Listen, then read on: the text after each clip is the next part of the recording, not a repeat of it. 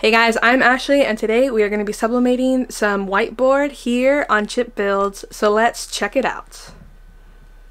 So I jumped into Illustrator and I chose the hexagon tool, then I went up to transform and just changed it to 4 inches in width because that's typically what I make most of my coasters. And I want to round the edges, so I go up to effect and then stylize and round the corners. Make sure the preview box is checked on so you can see what you're doing, and then just choose what looks good to you. Mine was 0.125 inch. And so now that that is good, now I can go in and I can make a couple copies of this and kind of move it about the screen. That way I can just make the most out of my material size. And at the last second, I decided to add some circles too, just to have some extra sublimation blanks. So once I imported the file into the Glowforge software, I chose the thick draftboard settings and then I clicked cut. And you can see it'll take about roughly 10 minutes to cut this out. So the material we're using for this project is this dry erase board that I got from Home Depot. It's about 1/4 inch thick and it has a dry erase board on one side and a chalkboard on the other side, which is pretty cool. And in the middle it has an MDF core, so this cuts really well on the Glowforge.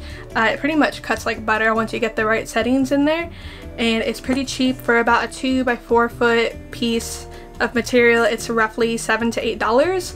I did put masking tape on the whiteboard to prevent as much charring as possible to it. You don't have to mask it, but I personally did, and it just made it a little bit easier. But it's totally up to you.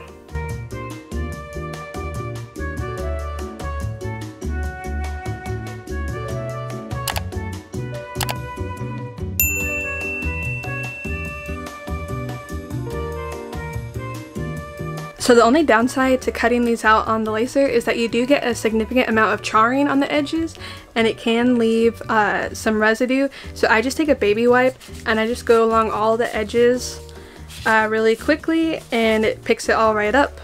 And then you don't have to deal with getting your stuff dirty. Okay, so I'm going to use the Cricut heat press to press the infusible ink to these dry erase boards, and I'm just going to do 400 degrees for 45 seconds, and I'm going to apply a decent amount of pressure just to make sure it transfers really well.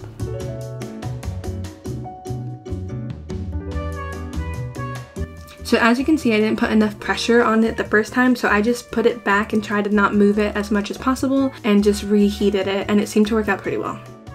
Okay, so as you can see, we managed to fix that little spot there. I just push it down. You can see I didn't quite get it perfect because there is some flashing going on, but overall I think it looks pretty cool. So when you do this, I would definitely just do little sections at a time.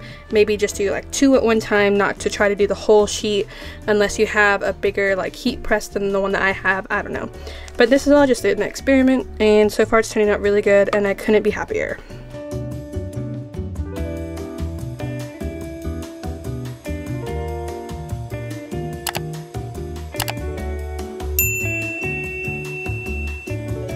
Oh my goodness, I absolutely love how this came out. This looks amazing. Oh man, this has been my favorite one by far. Wow, I was worried that I had messed it up because I moved it a little bit, but this looks so awesome. Oh my gosh. I cannot wait to do these other two. So the only bad thing is you kind of get the sublimation ink to go onto this pad. So I'm assuming it won't be an issue because it should be dried.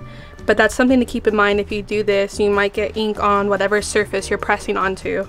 Once the coasters had cooled down, I hit it with some polyacrylic to protect them.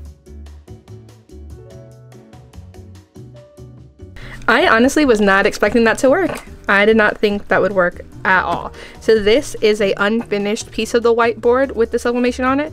So let's test it out with a piece of the finished whiteboard.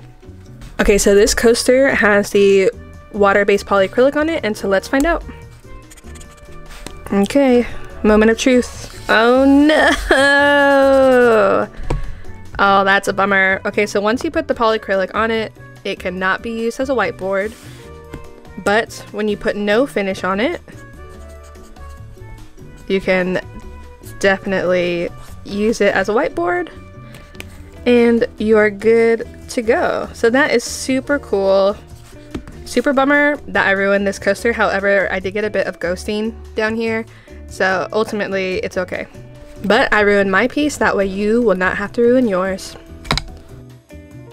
Overall, I super loved how these came out, and I cannot wait to make more.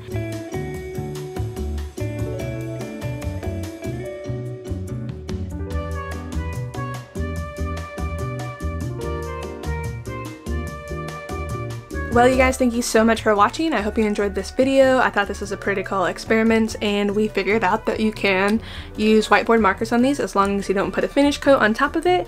And honestly, I just think that's super cool. So I just wanted to really have fun with it and see if it was possible. So let me know down below in the comments if you have any questions. And if you want to buy some of these blanks for yourself to try out, I will have them included in my Etsy store, and the link will be in the description below. So thanks for watching, guys. See ya.